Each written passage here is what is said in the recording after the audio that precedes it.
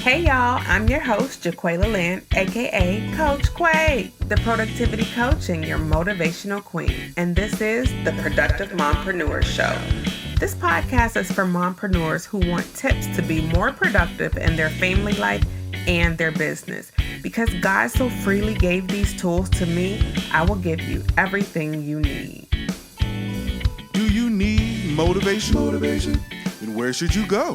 Coach Quay. Maybe you might need some stimulation. Who got that? Coach Quay. Coupled with some determination. You already know. Coach Quay. And given that supernatural inspiration. Oh yeah. Coach Quay. Hey, and welcome back to the Productive Mompreneur Show. I'm your host, Jaquela Lynn. Let's dive right in. So today I get to introduce you all to my friend, my sister friend, Stephanie Shepherd. We have been friends. Let's say it like this. We've known each other for like years. Yeah. I don't know how many years. We both are Ohio girls living in Tampa. So we've known each other for years, but God saw fit to bring them to Tampa. And so our friendship has developed into something beautifully over these last few years. So I'm super excited. She is the owner of Great Life is a Must. She's my friend. We like to disappear together and do all kinds of fun girly stuff. But let her hop on and introduce herself. Steph, tell us a little bit about you and your family. My family. All right. So again, I'm Stephanie Shepherd. Like you said, the owner of Great Life is a Must. And I have two amazing kids. Mackenzie is 6 and Brayden is 4. And an amazing husband. I'm a military spouse, Victor. We've been married for, I always get caught up on this number. I think we are about to come up on 9 years. I think we already celebrated 8. Child, I don't know. I think it's not because we got married in 2013. So yeah, next year will be 10 years.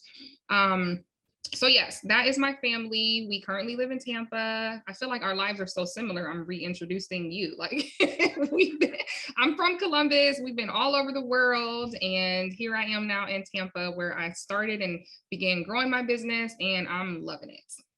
Yes. So thank you so much for just being a part of the Productive Mompreneur Show. And I love that we get to talk because we talk a lot, y'all. Me and Stephanie, we pray together. We pray for each other. We bounce ideas off of one another. Like that's the kind of people you need in your life when you are in business, especially as an entrepreneur.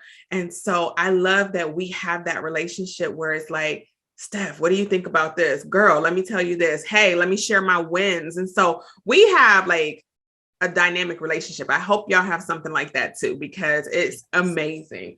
But Stephanie, you said something. So I just want to jump right into this conversation because we're talking about productivity as a mom and a business owner, but you have an added piece on top of it because you're a military spouse.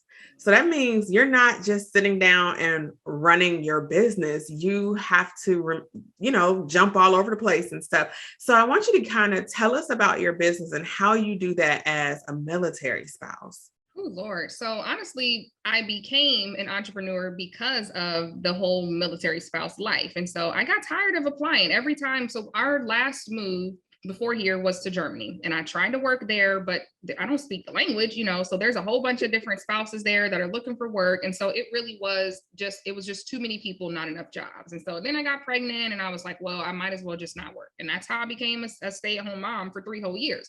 So then we moved to Tampa and I already knew I had finished my master's. Girl, I was getting ready to be something in nonprofit management. I was set, so I'm applying. Even before we got here, I think I used somebody else's address. Even before we got here, I'm applying to jobs and I, finally get in town. All of a sudden it's crickets. I hear nothing. I'm like, I know I'm qualified. I know that I can do this. I've done this and more, and so I'm like, what is going on? I'm like depressed, sad, crying, like trying to figure out what am I supposed to be doing? Like, I know I want to get back to work. God, are you just telling me that this is just like it for me? I got to be a stay-at-home mom for the rest of my life. And so I'm like, this cannot be life. And so that is how Great Life is a Must was really birthed into an actual business and not just because I was already kind of like blogging and I had kind of a social media presence and was trying to do some stuff on there, but I really didn't have a solidified like business. I had the LLC. I had to change the name of it to Great Life is a Must, but I had it already. And so it just was like, okay, maybe this is the lane I'm supposed to be in, is as an entrepreneur. And so I found that opportunity to just jump into that. It kind of started, honestly, though, with Helms Briscoe. So I am a licensed contractor with Helms Briscoe. And so under that is really how it started, where I was like, okay, I actually have my own business, you know? And so then I began to really kind of piece together the parts of it that made it Great Life is a Must as a whole. But it definitely was the military life that launched me into this world of entrepreneurship, because I said to myself, I don't want to apply to any more jobs when we move again. I am done applying. I'm done waiting. I'm done sitting around. I mean, like, girl, I went through 3 different interviews with one company and still didn't get the job. And so, of course, I'm like, what is going on? You know, and I don't like that process. I love the freedom that I have. And so now I get to actually live out my dreams, and I can do it anywhere in the world, which is what military spouses are a lot of times are looking for, because they do. You'll see them when we have these Facebook groups, and they're always on there looking for opportunities and things like that. And it's a lot of us, you know? And so every time we move, we have that against us, that we have had these gaps in our employment because we've been stay-at-home moms for the last duty station. And now we want to get back into the workforce. And it's a lot that's against us. And so for me, I just said, I choose entrepreneurship, and God said, okay, so here I am. That is awesome. So it sounds like the military made you a mompreneur. So it forced me to be a stay-at-home mom, and then it forced me to be a mompreneur because I got tired. So yes. And I love that, because a lot of moms are stay-at-home moms. Like, the people I love to work with are the moms who they've been that stay-at-home mom for so long, and they've got all these burning desires on the inside of them, all of these ideas. I say that moms are the number one entrepreneurs. Like, we're the number one business owners, business starters, business everything, because we are solutionists. Yeah. Moms have to be solutionists. We find something that is an issue, and we figure out how to fix it and make it amazing. And when I first learned about your brand, Great Life is a Must, I was like, I love that, because before I got married, I was gone everywhere. If there was a ticket that I can buy and fly, I was there. And so then we got married, and my husband is the total opposite. He's like, oh, I just want to sit at home and cuddle with my family. And I was like, what? We can cuddle in Jamaica. We can cuddle in Ireland. Like, well, we got to cuddle in Ohio, you know? And so we've been working on that part, but you've been traveling, you allow yourself to grow and evolve. I want to talk about Great Life is a Must. So how'd you come up with that name? And I know I asked questions that you weren't prepared for, maybe, but I feel like this is your baby, so you got us, right? So I want to know, how'd you come up with that name, and what exactly is Great Life is a Must? So years and years ago, I always say I will pay someone if they actually find the link.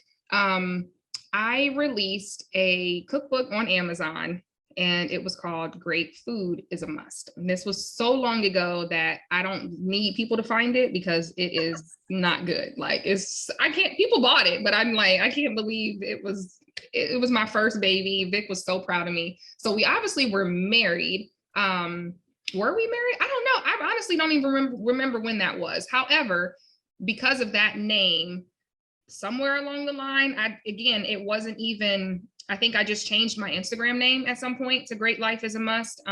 It wasn't a business mindset at that time, but I did. And so once I was going to actually start a business, I was like, you know what? I really like this name. You know, I really do like the name.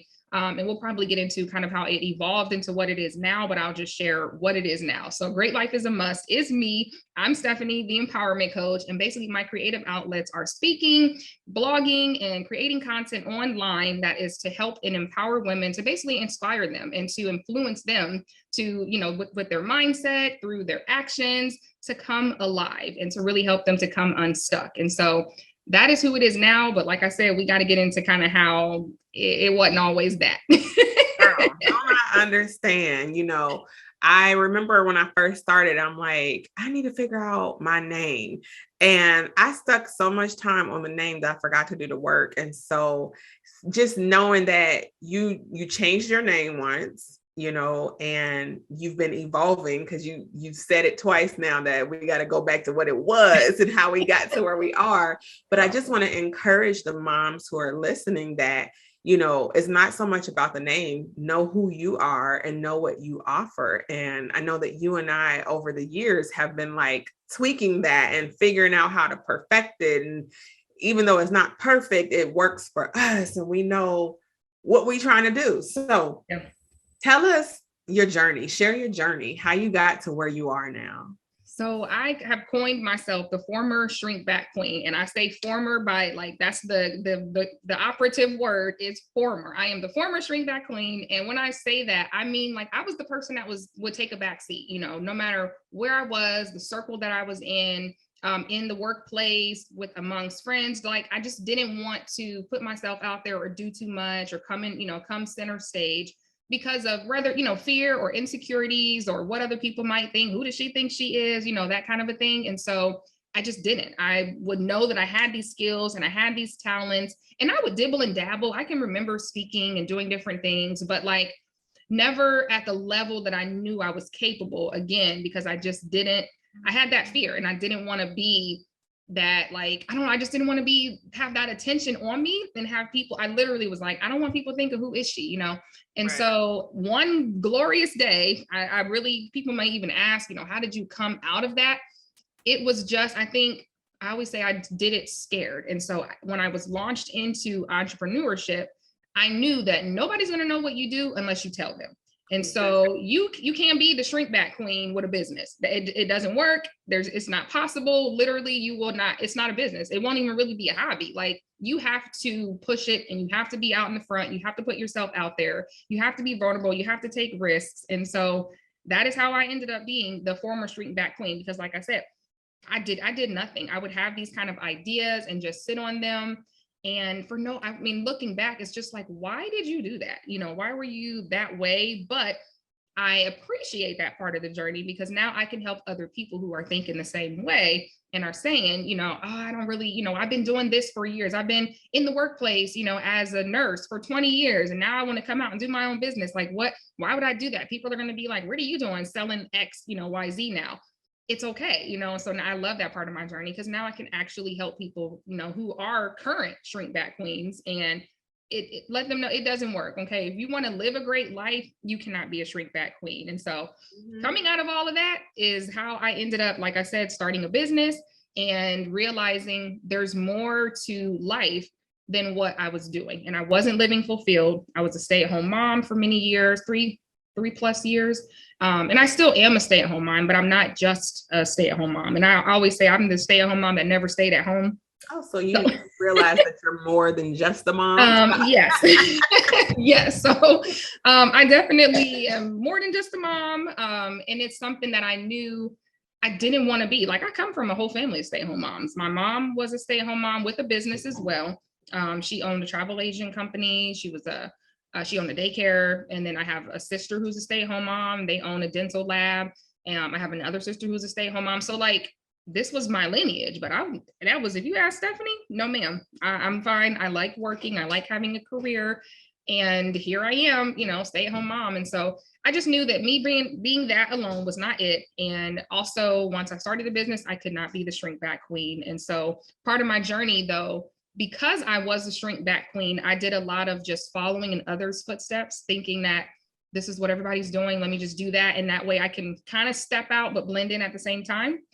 And so I ended up like wanting to be this influencer. And when I say that, I always have to kind of say it with the caveat that if that is your title, if you are an influencer and you're making good money, that is none of this, what I'm about to say, is against you in any way, but that wasn't my lane.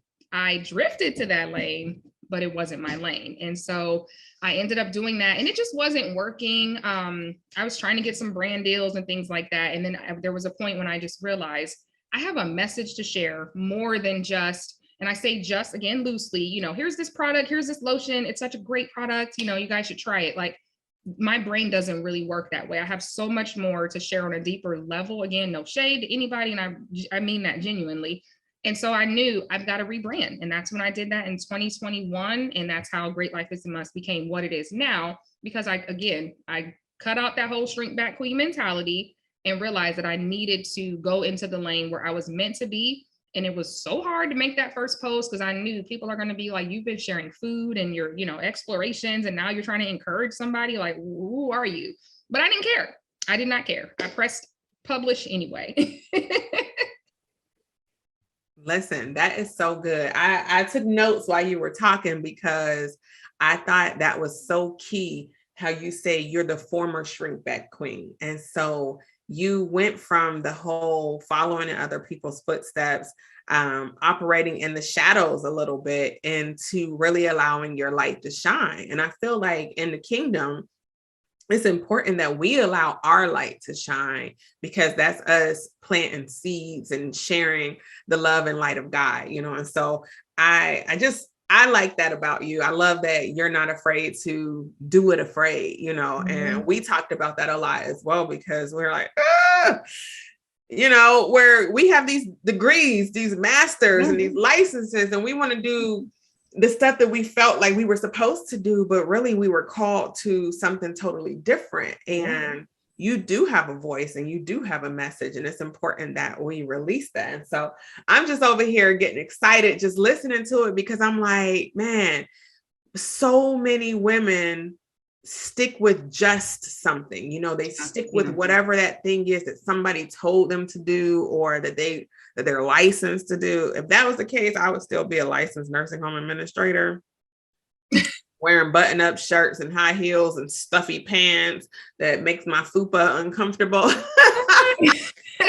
But you know what? Like you, I went from operating in the shadows, being afraid, and finally just stepping all into it. So kudos to you for that. What I really am interested in is, because you mentioned the shrink back queen, the former shrink back queen. Let me put some respect on that. Yes, my Lord, former. You recently taught a workshop, right? That helped these women to overcome. What was like the main thing that you were helping these women to overcome?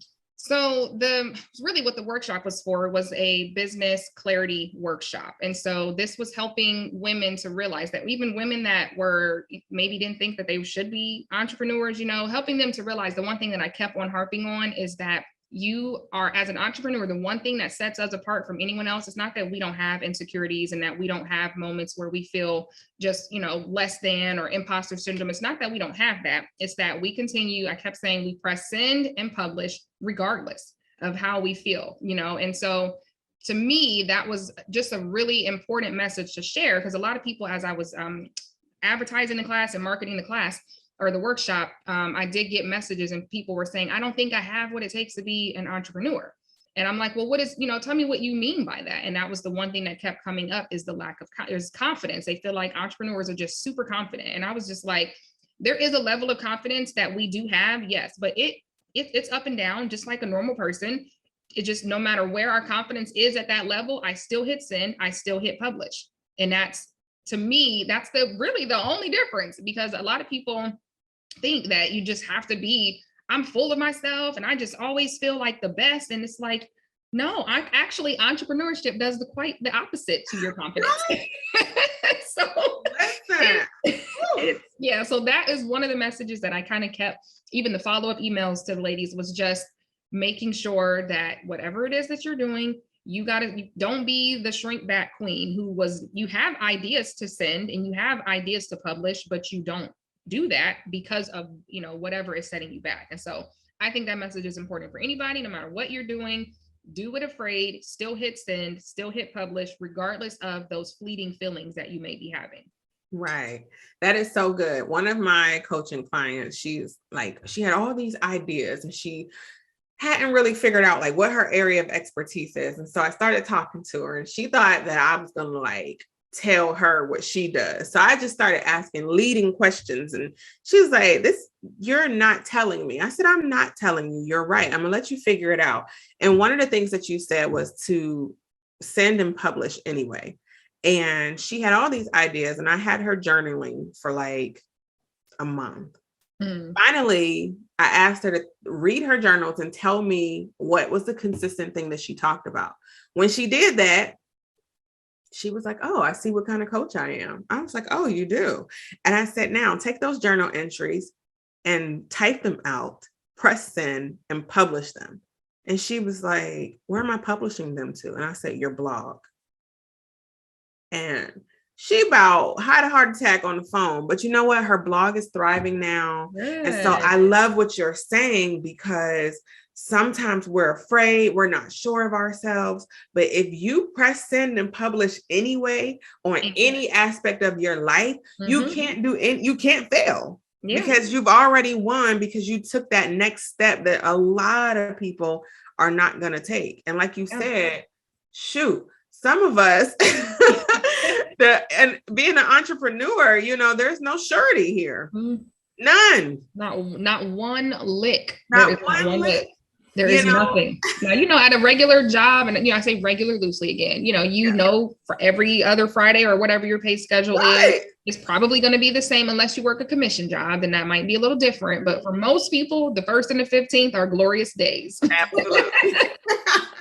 So I love that. And I think, especially for some of our military spouses who are listening, I want you to be encouraged, because Stephani just dropped some tips on y'all.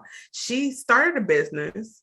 She evolved over time. So it wasn't like, I got to stop right here. No, she kept working on it, kept figuring it out. And now she's doing something that she loves. And so she could have kept applying to jobs and not getting the job that fulfills her. She could have continued being unfulfilled and just going to work for the heck of it, or staying home and doing nothing for the heck of it. So what else I want to talk about? You mentioned that you are I'm about to say it wrong, a global venue. So well, this is the other part of my business. And so the new word that I have absolutely loved, and I've read lots of articles on, is the multi-hyphenate person. And that is me, you know. And so this is another part of the whole former shrink back thing is, you know, when God gives you more than one interest, more than one skill, a lot of times I've spent a lot of years confused about, should I do this? Which one should I pick? And it's like, God showed me, you don't have to just pick one. You can do more than one thing. And so a lot of people own, you know, multiple different types of businesses, and they do different types of things. But that the new term, a lot of people kind of see that as sometimes you do too much. You got this going on, you got that going on. Like, what do you do? I do all of these things, you know, so I am a multi-hyphenate individual. And so, yes, I am a global venue sourcer. What's the actual term? I guess people in the industry call themselves different kinds of things. I just like global venue finder, global venue sourcer. But essentially I help businesses, companies, even, you know, individuals to book hotel space and room blocks for their events. So if you're having a conference, if you're hosting a summit, weddings, I'll do weddings. It's not like I don't really reach out to brides, but, you know, I will book room blocks for weddings, whatever the kind of event. If it needs more than 10 hotel rooms, I can help you book those rooms. I can help you find venues all over the world. The company that I work for is called Helms Briscoe, but I am a licensed contractor under that brand. And so they essentially support everything so that we're able to, you know, do the work that we do, but it is still my own business and I love it. I just was telling you the other day, I didn't even realize I was walking in an answered prayer. You know, I was asking, told God, I wanted to be able to travel the world and work from anywhere. And I have that life now, you know, I have that life, and Helms Briscoe has been a really huge part of it, allowing me to be able to go and, you know, visit different places. I'm going to Puerto Rico in 2 weeks, I think. Is it 2 weeks soon? And so all of this is just because of, you know, working with this company, and it's amazing. And so, you know, I'm building my own business through that. I'm able to reach out and help all kinds of, you know, people and companies to, you know, with their events. And pretty much the consensus when they work with me is like, where have you been all my life? And so, yeah, I love that, what I do for them. And y'all, me and her have been friends, as I mentioned, for a while. And we took our first trip together. We were working. She, you know, as I host these conferences and stuff, and the world is opening back up, I'm going to have the opportunity to get back in person and stuff. And so her and I got to go and visit an amazing, what do you call it? A resort, a hotel? Well, it's a hotel. They have a resort fee. Yeah, I guess you could call it a resort, but we just... Whatever it is, it was absolutely amazing. And, our work trip consisted of, spa dates and live music. And what else did we do? Oh my gosh, kayaking, we went bike riding, we went roller skating. So, she helped me experience this location in a way that I would have never been able to experience it by looking at it online. And so I want to encourage y'all, if you're out here hosting events or hosting conferences for your job, reach out to her. Like, this is something that can totally up level you and take something off your plate. Part of us being productive is allowing people to do what they're good at in their lane. So we have time to do what we're good at in our lane. Mm-hmm. I don't look for spots to do my retreats at. I'm going to let her find my retreat spot. Yes. And I'm going to let the hotel pay her. I'm going to just show up. Like, it's a win all the way around for me. And I get to spend my time doing what I want to do, which is getting more speakers and getting more people signed up and preparing my message. So thank you for that, girl. Yep. So listen, y'all, I love it that, you said you're multi-hyphenate is the multi-hyphenate. I think I'm multi-hyphenate. Yeah. You are multi-hyphenate. Yeah. So, and people have told me for years that I do too much. And I'm like, I'm graced for all the stuff that I'm doing though. Mm-hmm. Yeah. I don't do stuff that is not in my lane. And so I love it. I can do several things. I can be a conference host. I can speak at conferences.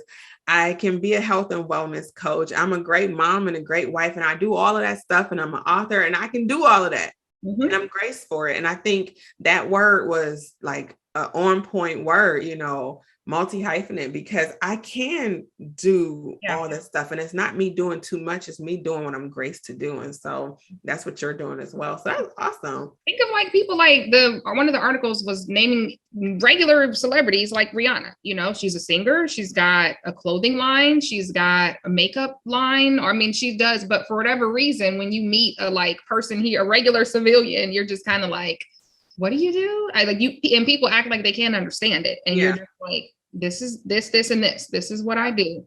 What? They're so confused, but no one is confused when they buy the Rihanna products and, listen to no one gets confused with that. So don't be confused when you run into a multi-hyphenate individual. And if that's you, embrace it. Embrace it. Absolutely. So speaking of our multi-hyphenate friend, that she said she would pay somebody if they found the link. You found it? I can't. I said it was I joke and say I will pay somebody. No, but I love that even though she's like, I'm not giving y'all this link, I'm not telling y'all about it. Even then, she's been operating in her calling for years, and so I did find the link to her book. I'm not going to share it. She can share it. So. My maiden name. Is that why you found it? Uh-huh. Okay. I was like, how did you find that? Okay. Yeah. I don't even know how to take it off, nobody's buying it. So I'm sure it's not. And y'all, so let's give it up to her. Give her some kudos because that book is 10 years old. So you go, girl. Okay. So we were dating then when I published. I was so proud. Like, you published it. The point is, y'all, even though she's not posting that and speaking about it, she's been operating and walking in her calling for a long time and allowing herself to grow and to just flourish and be who she's called to be. So I want y'all to take that and grow. Do the things afraid. Do it messed up if you think so. Don't worry about what other people are going to say. Yeah. I seen this reel the other day and it said, the people who are booing in the stage paid to see you speak. For me, I was like, oh, word, that is right. And so I want to encourage y'all that people may be booing from the sidelines, but they're paying because you're the professional. You're the one with the expertise.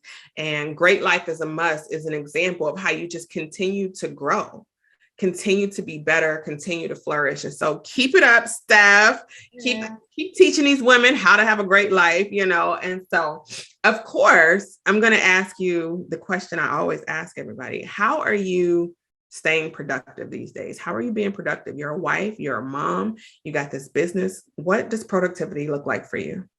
Yes, that question. So for me, there's something I have said many times, probably in a couple of my different talks, just how there's no prize in giving everything to everyone except yourself. And so when I remember that, I know I've got to not just be a resource to everybody else and do all these things for everybody else, but I have to also give to myself. And so my, being productive for myself is being aware that I need to be productive for myself and not just thinking I got to take care of the house. I got to take care of the kids. I got to take care of the husband, but like, I need to also take care of me. And so I set aside time, in the summertime, we have a schedule that we work off of, and the kids know this is my work time. Do not bother me during this time, and so they see me doing that, and they now know it's not a foreign concept for me. Like right now, I'm sitting here on this Zoom, set the kids up.